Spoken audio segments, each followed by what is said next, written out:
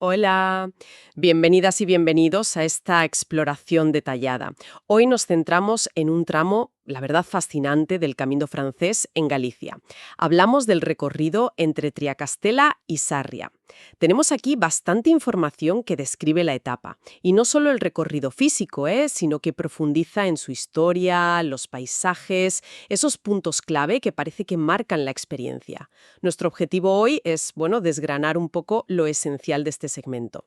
Queremos entender por qué se dice que captura la esencia gallega, esa magia de bosques milenarios y arquitectura popular, ¿no?, que mencionan las fuentes. Vamos a ver qué tiene de especial este tramo. Exacto.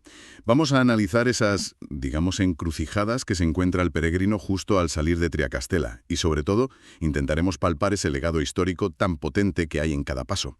Piensa que hablamos de ecos, desde asentamientos prerromanos, cuyos nombres todavía resuenan, ¿no?, como Triacastela, hasta monasterías que fueron protagonistas de la historia del camino, no solo testigos. Pues mira, justo empecemos por ahí, por Triacastela. El nombre ya suena antiguo, ¿verdad?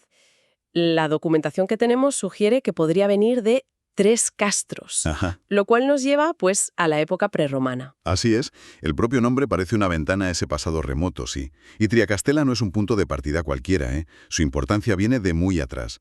Pensemos que el Códice Calixtino, esa guía medieval del siglo XII, ya la marcaba como final de etapa. O sea, un sitio fundamental para descansar. Claro, un refugio importante. Pero he leído algo en la información que me ha llamado la atención.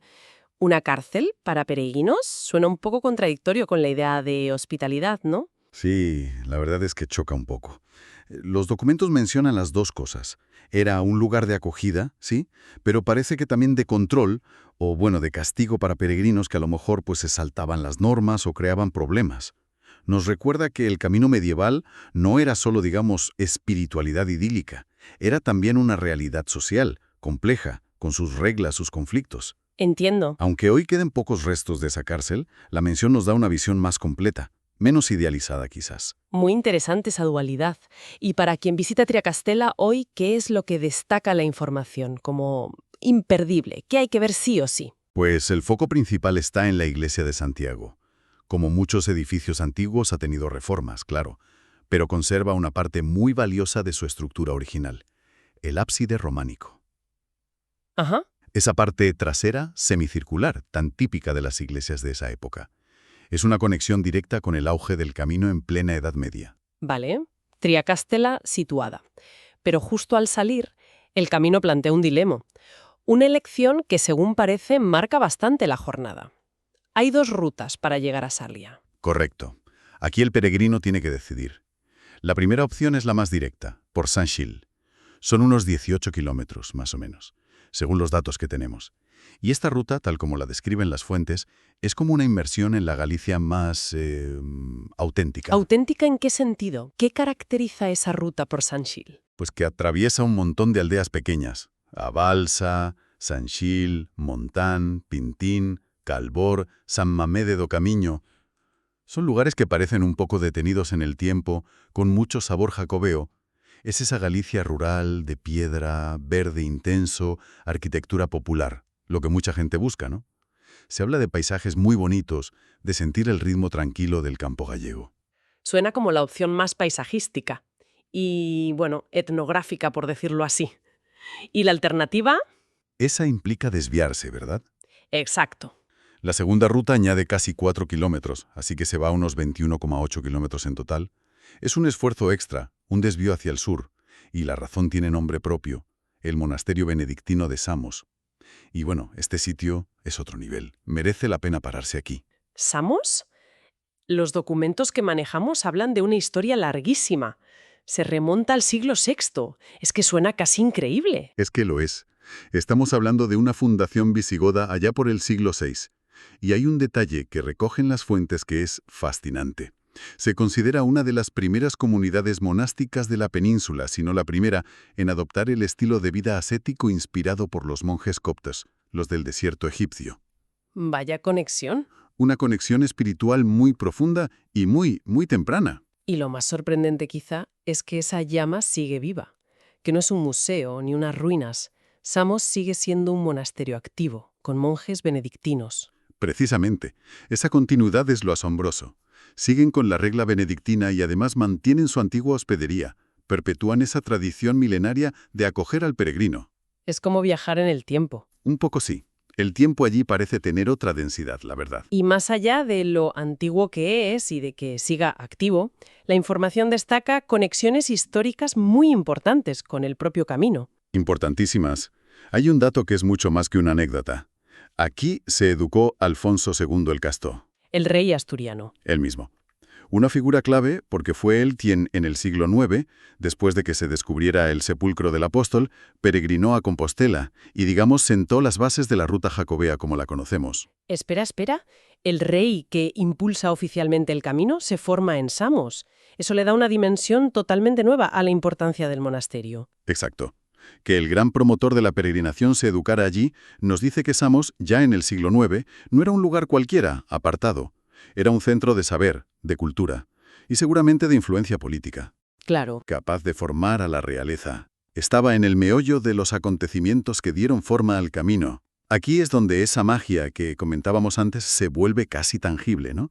No es solo piedra antigua, es la conexión directa con los orígenes. Entiendo perfectamente. Y arquitectónicamente, ¿qué maravillas guarda Samos según la documentación? Porque debe ser un complejo enorme. Enorme. Las fuentes destacan varias cosas que no hay que perderse. Por un lado, el claustro grande. Dicen que es uno de los más grandes de España. Es posterior, del siglo XVI, pero es monumental. Habla del poderío que alcanzó el monasterio. Y cosas más antiguas, que conecten más con esos orígenes. Sí, claro. Está la Capilla del Salvador, que también llaman del Ciprés. Esta es mucho más antigua, del siglo X, de estilo mozárabe o prerrománico. Y fuera tiene un ciprés que dicen que es milenario. Un árbol legendario. Imagina ese árbol, testigo silencioso de más de 1000 años de historia monástica y peregrina. Un árbol milenario junto a una capilla del siglo X. Es vertiginoso, sí. ¿Algo más que destacar en Samos? Definitivamente. El claustro menor. Lo llaman el claustro de las Nereidas, por una fuente barroca que tiene. Este claustro también tiene raíces en el siglo X, pero lo más interesante que señalan las fuentes es que conserva una puerta románica. Y esta puerta, ojo, no es una cualquiera. Ah, ¿no? Se considera el único resto visible del monasterio tal y como era en el siglo XI, antes de los grandes incendios y reconstrucciones que hubo después. Es como mirar por una rendija al Samos más medieval, al corazón del cenobio. La verdad es que es abrumador. La concentración de historia, de arte, de espiritualidad en Samos parece que justifica, y mucho, esos kilómetros extra en la ruta. Y finalmente, ya sea por la senda directa de Sansil o por este desvío cultural a Samos, las dos rutas acaban confluyendo en Sarria. Así es, Sarria es el punto de encuentro. Y un núcleo fundamental en el camino francés ya en Galicia. Los datos la describen como la localidad más poblada de este tramo gallego, aunque aquí hay que hacer un inciso. Hay una cifra de población, en uno de los documentos, 85 habitantes, que resulta, extremadamente baja. Choca mucho con eso de la más poblada. Sí, 85 habitantes suena poquísimo. Poquísimo. Es un dato que, sin más contexto, tenemos que tomar con mucha cautela. Quizás se refiera a un núcleo histórico muy concreto, o sea simplemente un error. Lo que sí parece claro es su importancia histórica en el camino. Indiscutible. Su fama jacobea viene de muy antiguo. Ya a principios del siglo XI, la documentación habla de un hospital de peregrinos fundado allí. O sea que era un punto de servicio clave en la ruta desde muy temprano. Exacto. Desde el principio, prácticamente. Y volvemos a encontrar conexiones con la realeza. Parece que es un tema recurrente en este tramo, ¿no? Sí, y de nuevo una conexión muy potente. Muy directa. El fundador de Sarria fue Alfonso IX de León. ¿Recuerdas quién dijimos que fundó Triacastela, según las fuentes? El mismo rey, Alfonso IX. Vaya, uniendo los puntos. Exacto. El mismo rey está detrás de la fundación de los dos puntos clave de esta etapa, Triacastela y Sarria. Pero la conexión de Alfonso IX con Sarria va más allá, y es más dramática. Resulta que el rey murió precisamente en Sarria, en el año 1230. ¿Murió allí? Sí, y la circunstancia es tremendamente significativa. Estaba peregrinando a Santiago. Morir en plena peregrinación, en la villa que él mismo había ayudado a establecer como punto importante del camino, es un final cargado de simbolismo. Histórico y personal. Un final de rey peregrino en su propia creación jacobea. Es impactante, sí. Y para el visitante que llega hoy a Sarria, ¿qué restos de todo ese pasado tan denso destaca la información? ¿Qué se puede ver? Pues se mencionan principalmente dos elementos arquitectónicos importantes. Por un lado, la torre del homenaje de su castillo medieval, que ya no existe. Solo queda la torre. Ese es un testigo solitario que recuerda el pasado fortificado de la villa. Y por otro lado, el convento de la Magdalena. Sus orígenes también se remontan a esa época de tanta actividad jacobea, el siglo XI. Es de la misma época que aquel primer hospital de peregrinos. Además, añaden un apunte cultural de otra época. El padre Feijó, una figura muy importante de la Ilustración española, vivió en Sarria bastante tiempo, unos 14 años. Muy bien, pues hagamos un poco de balance de este recorrido entre Triacastela y Sarria.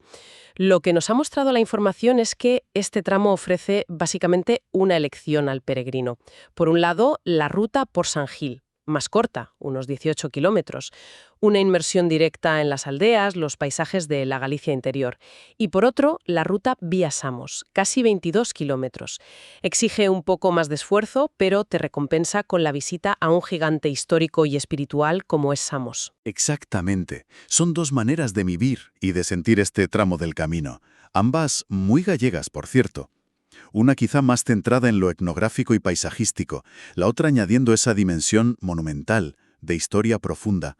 Y las dos acaban en Sarria, que no es solo un final de etapa más, es un verdadero epicentro jacobeo con una identidad muy fuerte.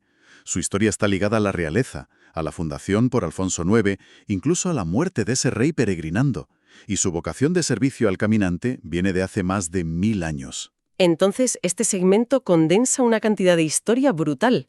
Hemos hablado de posibles raíces prerromanas en Triacastela, del esplendor del monacato medieval y sus conexiones con el poder real en Samos, de la arquitectura popular en las aldeas de San Gil y del peso de la realeza y la tradición jacobea en Sarria. Todo en apenas 20 kilómetros. Es como un microcosmos del camino francés en Galicia, sí. Se superponen las capas de historia. La Galicia de los castros, la romana que apenas se intuye, la visigoda y altomedieval con Samos como un faro, el auge de las peregrinaciones en la Edad Media con la fundación de villas como Triacastela y Sarria por Alfonso IX, e incluso ecos de la Ilustración con Feijó. ¿Es verdad? Y todo eso envuelto en ese paisaje gallego que las fuentes describen con esa magia de bosques milenarios. Queda claro que para cualquiera que quiera entender la riqueza y la complejidad del camino, no solo como una ruta física, sino como fenómeno histórico o cultural, este tramo es una parada obligatoria para el análisis. ¿Ofrece naturaleza? Sí, pero sobre todo una densidad histórica y monumental que apabulla. Sin duda. Hemos visto cómo la historia de estos lugares está entrelazada. El mismo rey funda Triacastela y Sarria. Otro rey clave para el camino se forma en Samos. Hemos visto cómo la hospitalidad y la fe han sido constantes, pero también las dificultades, la complejidad social, como nos recordaba esa mención a la cárcel de peregrinos, es un reflejo muy fiel de lo que ha sido el camino durante siglos. Y para dejar una última idea ahí flotando, después de repasar estos orígenes tan antiguos, los castros bajo Triacastela, ese monasterio de Samos que nos conecta casi con el inicio del monacato en Occidente, el ir y venir de reyes, de monjes, de peregrinos anónimos durante más de 1000 años, cabe preguntarse, ¿qué ecos de todas esas vidas, de sus miedos, de sus esperanzas, de sus creencias, podemos sentir todavía hoy si caminamos en silencio por estos senderos entre Triacastela y Sarria? Quizá esa sea la verdadera magia de la que hablaban las fuentes, ¿no? Una presencia intangible del pasado, esperando a que la percibamos. Una reflexión para llevar en la mochila mientras se sigue explorando.